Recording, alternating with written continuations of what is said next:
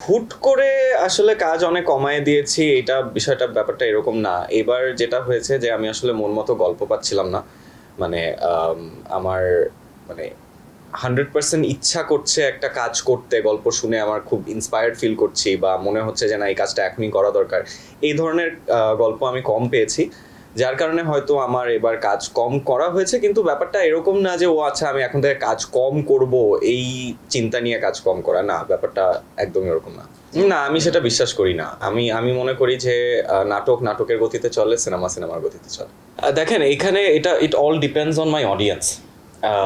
সেটা হচ্ছে হলো গিয়ে যে অডিয়েন্স যদি একটা জুটিকে দেখতে পছন্দ করে, আম, সেটা সে ওখান থেকে আসলে জুটি প্রথাটা, মানে আপনি যেটা বলার চেষ্টা করতেছেন, এটা আসলে কখনো আমরা ক্রিয়েট করি না, বা এটা কখনো ইন্ডাস্ট্রি ক্রিয়েট করে না। একটা পেয়ারকে বা একটা জুটিকে ক্রিয়েট করে আসলে অডিয়েন্স। তো আমি মনে করি যে যেহেতু আমাদের দুজনকে অডিয়েন্স পছন্দ করে, যার কারণে আমাদের বেশি কাজ করা হয়।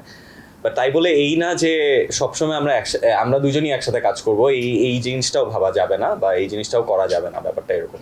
আমি সবার সাথেই কাজ করতে চাই, আমি সবার সাথেই কাজ করতে স্বাচ্ছন্দ্য বোধ করি। এবং আমি মনে করি ভিন্ন ভিন্ন গল্পে ভিন্ন ভিন্ন মানুষের সাথে কাজ করব, চাই ফিউচারে সেটা করতে, এটাই।